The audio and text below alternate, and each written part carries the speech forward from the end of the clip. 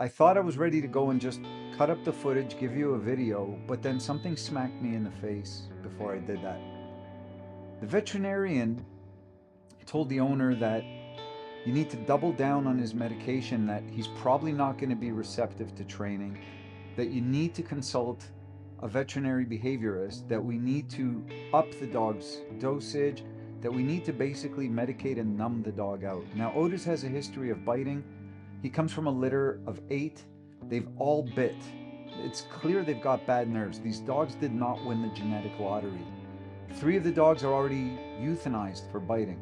2 days in, after the dog finished training, I'm getting emails from him telling me that he's walking actively towards the things that they would be running away from before for fear of the dog biting. So clearly they've hit their stride in very, very short form, and things are going great. So I'm going to show you some video of Otis, and I'll show you some video of Otis's owner and myself working together, and we'll just cut to that right now. But I wanted to give you some context of who this dog is and what the issues were before I start showing you clips. This is Otis. He's a 5-year-old border doodle. In case you can't tell, he's pretty intense about retrieving a ball. Now, Otis's owner has a lot of issues with his dog. And Otis's owner, I want to be clear, is a great guy and a great dog owner, but the issues are there nonetheless. Now, Otis has bit a bunch of people, and so we have to understand with dogs like this how to approach their training, how to help them, of course, my job is not just the dog, but how to help the owner understand how to handle the dog, how to manage the dog, what situations are a good fit, which ones aren't, and how to help them really have the best possible quality of life. It's a quality of life thing, right?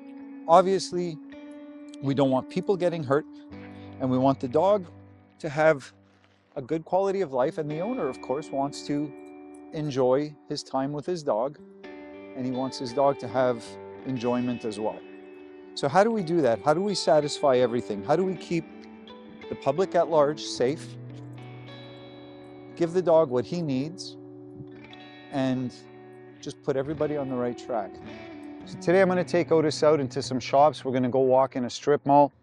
This is what Otis arrived with, okay? Yellow leash and harness. For those that aren't aware, and that's most of the world, including dog owners, yellow represents a nervous dog, a stressed dog. It's a request for space. No one's coming to save you. I have to know what tools, what skills to use to optimize for Otis, instead of thinking that when I have my yellow leash and collar or harness, that it gives me some kind of safety net or force field. So what I'm going to do today when I take him out is I'm going to try and test my training and see if Otis can look like a chill dog in settings that would have had him come unglued before. So what am I going to do with my dog before I go into the store? I'm going to warm him up a little bit, make sure his focus is where I need it to be. You can see he's a very engaged dog. He's very focused. We'll practice a couple of turns. Just hang back, please. Let's go. Heel. So you see how easy it is for me to navigate this dog? Nice. Yeah. Nice. Good. Good.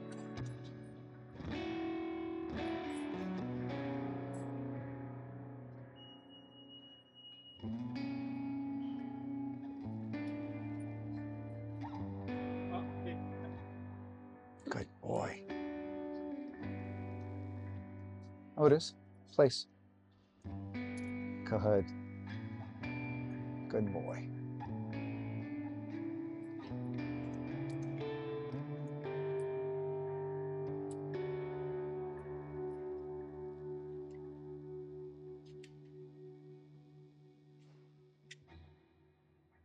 It's my dog. I want you to let him be there.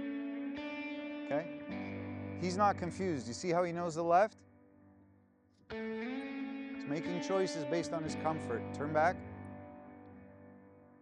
Okay, just walk. Once you clear us, a couple more feet, guide him to your left. Good. Yeah. Yeah. I love that, Joel. Yeah. Because that's what that... Like, do nothing. The concept is do nothing. Yeah. And that has been something that I haven't been able to do with him in my life, just because of how sensitive he is to the world. So again, when I put up that video later, you'll see I did a lot of stuff with him. Like we're healing, we're doing heal and leave it in like maybe 15 seconds of place. But there's a lot of do nothing. Yeah. We're just standing around. My wife came, she was carrying the camera a lot of the time. She's retired, so she's living the good life.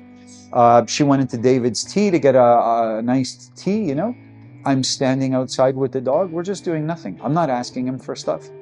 People are walking by. The dog has to have experience, right? Like how do we get better at things if we don't gain experience? And there's experience of heal and leave it and place and this and that. And then there's, well, we can just do nothing. Kind of like what's going on right now. I'm not giving him any direction. I've told him to be there, but I'm not even looking at him. Okay? He's learning a concept of do nothing. I would love him to be able to do this in public. You just have to go out and do it. Yeah. You just have to go out and do it. And what you're chasing, over and above all, is the appearance of a bored dog. Okay? Because that's the opposite of stress. Not bored where the dog is lying down but he looks like he's ready to pounce. That's not bored. Yeah. Bored where he's flopped on his ass. Yeah. You know what it looks like, right? So when you're doing all the things I told you to do today, it's making your life easier, but really it's making his a lot easier. Like I'm sure you noticed today, we put him in situations that would have caused them to come unglued before. And he's not just performing and looking like someone that's uncomfortable, right? He's looking like, wow, this is fun. This feels good. Yeah, I noticed it with the healing. The way he was walking, there was no, like, he was not tense about it at all. He was just doing his job. Yeah. Good.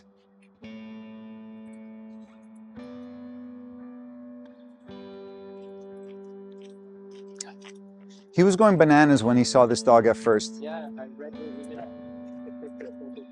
Like he was trying to chew the fence to get to this dog. Heel.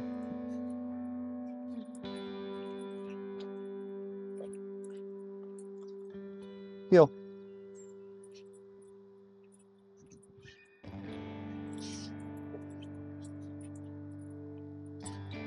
You got it. Perfect.